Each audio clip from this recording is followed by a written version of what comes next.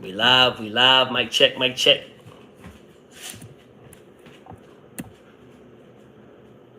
Hope I'm sounding good.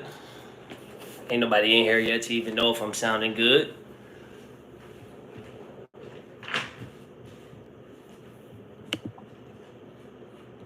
We're gonna let the people trickle in. What's up? How can I? Yeah, there we go. Do that. What's up, y'all? Oh, we need to turn it this way.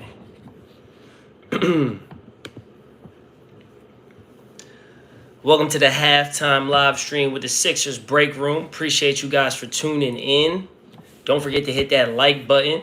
Subscribe if you're not already subscribed. What up, Ryan? How we feeling about the first half here? I'm feeling pretty good from the things I saw. I can tell you that much. I know I'm feeling pretty good. Is there just real quick? Let me see something. How you guys feeling after the first half? Oh, God. Oh, the Pearson bark. Nola says she's feeling good about the first half as well. What up, Big Mike? Don't forget to hit that like button. Let's get to it, man. Halftime's not very long. I tweeted out, if you're not following me, by the way, at Sixers Breakroom, Twitter, Instagram, I tweeted out like the three biggest differences that I was seeing. Number one is there's just more movement away from the ball, especially early on. Early on, the Pacers were playing like top coverage, which means they were playing in the passing lane. They're playing up in the passing lane, trying to pressure, and we were going back door. Like Harden went back door for a dunk. Tyrese Maxey went back door another time. Tobias Harris went back door another time. So I think that was opening things up early, because once we put it in the Pacers' mind defensively that, you know, we're willing to cut. I think the Pacers went into it knowing we didn't move much away from the ball, which is why they were playing top coverage. And I think that once the Sixers started cutting back door, it kind of forced the Pacers to adjust, and they kind of had to change up their whole defensive game plan, you know. And I think that opened things up for us early, just putting that in their mind. It softened up their off-ball coverage, giving us easier looks and better driving lanes. I also felt like when we did run pick and roll, Joel Embiid was actually rolling to the basket and not doing that short roll all the time. Like, Joel Embiid is always trying to short roll and get to the high post area. And especially this year, like, he's been doing it a lot more. And I think it probably has to do a lot more with being out of shape more than anything else. Like, I forgot my board. When he's setting the screen and then he's rolling all the way to the basket, it forces more help on the weak side. And that's what's going to open up those corner threes, right? But if he's not rolling hard to the basket, now the whole weak side doesn't have to shift over as much, and you're not going to get those skip pass threes and things like that. What still drives me nuts, and I don't know why. Clearly, they're not practicing it. Clearly, it's not an emphasis from this coaching staff. Is when they go pick and roll, and I want you guys to keep looking at this, right? When they go pick and roll, the corner guy. So, like, let's say they're going pick and roll and they're driving left. The right corner guy should be lifting when Joel Embiid rolls to the basket. If he would just lift a little bit on that roll and Joel Embiid rolls hard to the basket, he's going to be wide open every single time. But when he sits in the corner and then Joel Embiid rolls and his man is helping on the roll, he can still get out. So he's in that passing lane. Like, he's in that passing lane. That's why that corner guy has to lift to get out of that area. And then we'd be able to hit him, and we'd be able to get open shots. But it's just not happening enough. So the movement away from the ball has been much better. The second thing that I pointed out is the ball's moving much better. Like, I'm looking at the box score right now. In the first quarter, we had 7 assists on 9 baskets. And for the whole first half, let me move my phone for a second. In the whole first half, we have 15 assists on 21 baskets. Like, 15 assists on 21 baskets is pretty good. Like, that shows you that the ball is moving. We're not shooting the ball very well from deep. We're only 9 of 26 from 3, which is below 35%. But the ball's just not sticking as much. Joel Embiid is is moving the ball much better out of the high post. He's been a much more willing passer tonight than he's been in the first couple of games. Um, you know, it helps when you're moving. Joel Embiid has to stop letting the ball stick in his hands, but it's not all on Joel Embiid. Like when a guy is holding the ball too long, it's not just on him. Like the way I play basketball, if guys don't look like they want the ball, I don't care if you're open or not. If you don't look like you want it, I'm not going to give it to you. So you almost can't blame Joel Embiid if he catches it at the high post and nobody's moving and everybody's just watching him. It's like, okay, clearly you guys don't want the ball and you want me to just go create and do something. But tonight it's been better on both ends in the sense of Joel Embiid's been better about giving up the ball and everybody else has been better about wanting the basketball. There was one possession where they threw it into Joel Embiid on the left block. I believe it was Tyrese Maxey throwing it in to the left block. Tyrese Maxey's man went to double. Tobias Harris was at the top of the key. His defender slid over to Maxey. In the first 3 games, Tobias Harris would have just sat there. Instead, he basket cut, which drew James Harden's defender. Joel Embiid threw it to the corner. PJ Tucker swung it to James Harden on the right wing, and he's wide open for a shot. And it's all because of one Tobias Harris cut. Sometimes that's all it takes, guys. One cut to space forces the entire defense to react. Then you hit the open man, you make the extra pass, you get a wide open 3. First couple of games, that wasn't happening. Joel Embiid was catching the ball. Everybody's watching.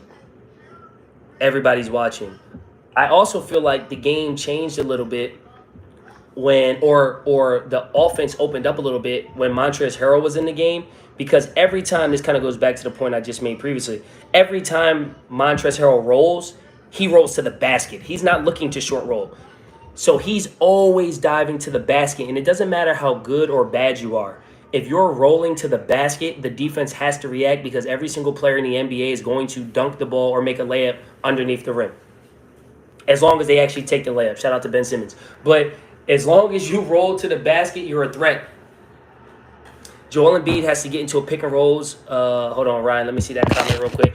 Joel Embiid has to get into a pick and roll of moving the ball around the high post or creating enough passing to hitting the three-pointers range. Yeah, but you're right. But when he's getting the ball at the high post, so it's in a perfect world, you're right, because if he can catch it at the high post and guys collapse, it's easier to pass out of the high post than it is the low post. The problem is the defense is willing to give Joel Embiid that mid-range jump shot, especially to start the season when he's out of shape and he's not hitting them. So they're letting him catch the ball at the high post. Running back Philly, what's up, man? I didn't even see a comment. My bad. I'm streaming from my phone, so it's hard for me to see the chat.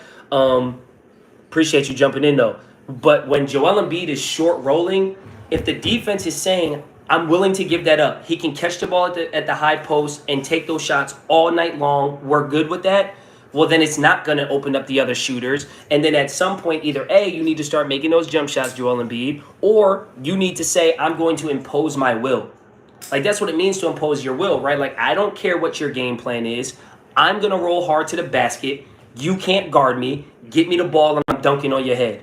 Or I'm going to roll to the basket. Now you guys are going to have to collapse, because if you don't, what you going to let me go one-on-one in the low block? No. Everybody rotates. Now you hit the shooters.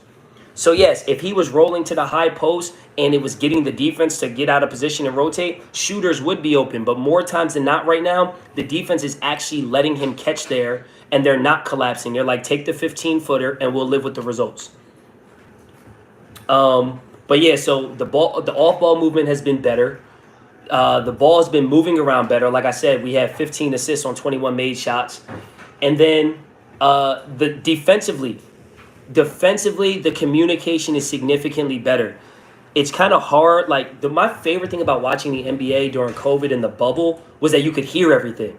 Like, I don't think people understand how much talking goes on, and not just trash talking, but how much, like, communication goes on offensively and defensively. When they were playing in the bubble, you got to hear all of that. Guys defensively should be talking nonstop. If you're talking, you can't get caught sleeping. That's kind of like my mindset. And even if you're saying the wrong things, as long as you're talking and you're alert, you know what's going on, you're not sleeping at the wheel, you're not going to get beat on silly stuff, right? So while we can't hear the communication, we can tell that it's better because guys aren't getting lost as often. They're not like having pick and rolls where one guy thinks it's a switch and the other guy doesn't. Joel Embiid playing off and off-ball screens. You see him pointing and yelling more. The communication is so much better, and we're not getting his loss tonight. It is the Pacers. The Pacers aren't, world beaters. You know what I'm saying? However, you can just see that the communication is clearly better because we're not getting as lost defensively. The shots we're giving up look like shots that we're willing to give up, and it's not just like blown assignments. We haven't been getting beat backdoor very often. We haven't been sending two guys at one and missing a rotation on the back end. In transition, when we get back, we've been picking up the ball a little bit better. I got to tell you, man, we got to stop complaining about calls. I know it's the NBA, and I know that's kind of how it goes, but the Pacers started to go on a run.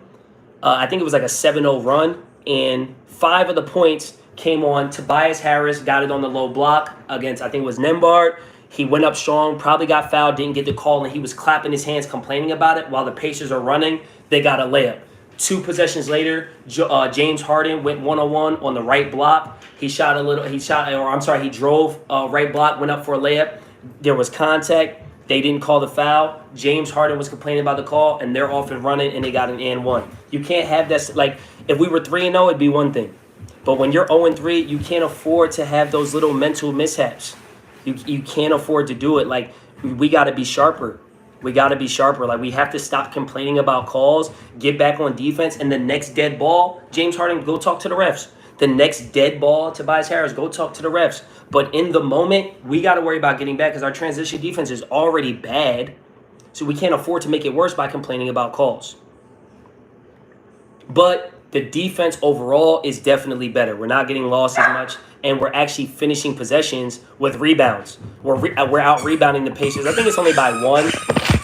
If y'all hear that squeaky toy in the background, my bad. I think we're only getting we're out rebounding them by 1 rebound.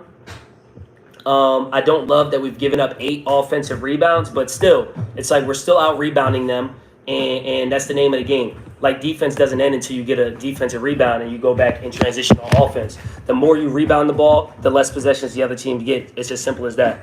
So the off-ball movement has been better. The defense overall has been better, even though it's still not perfect. It's been better.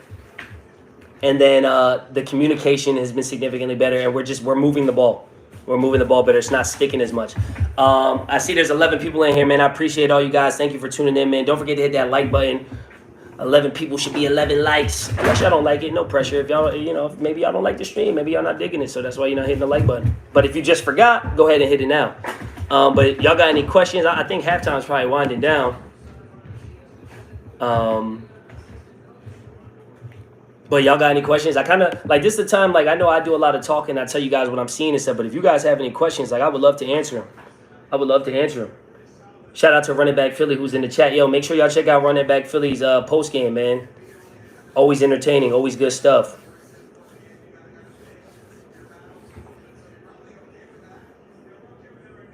One thing I would still, one thing that really confuses me, guys, is like, we only saw one of their practices, right? Like, we got to see that one live stream that NBA TV did. But it's mad weird when you see they were doing all these different things, all these actions they were working on offensively, and then we don't really do them that much. Like, we don't set many double ball screens. We haven't set, like, any double ball. They were working on a action called Miami where they were getting the ball below the wing, closer to the corner, and setting a double screen from there. We almost never run that action to start the year. It's weird that they spent that much time in the off season, and then they're barely running it. But, that's just me. I don't see any questions in the chat, and I can hear in the background that the Sixers game is back on. So I want to thank you guys, man. I appreciate everybody who tuned in to the halftime live. I'm going to be doing these every single game, unless I'm busy or I'm doing something and I'm not available. But any single game that I can, I'm going to be going live at halftime. So make sure you guys are subscribed to the channel. Make sure you guys click that bell so you know when I'm live. Don't forget to like the video. Drop a comment. Share it with a friend, man. If you got friends that like basketball, like Sixers basketball, share it with all of them. Don't forget to follow me on Instagram and Twitter. Both are at Sixers Breakroom. Thank you again, everybody who tuned in. I'm going to go check out the rest of the game. Make sure you guys, if you want to watch some play-by-play, here's some live reactions. Make sure you guys check out Philly Take with RB during the game. Make sure you check out Run It Back Philly after the game. And I'm going to talk to you guys later, man. Peace.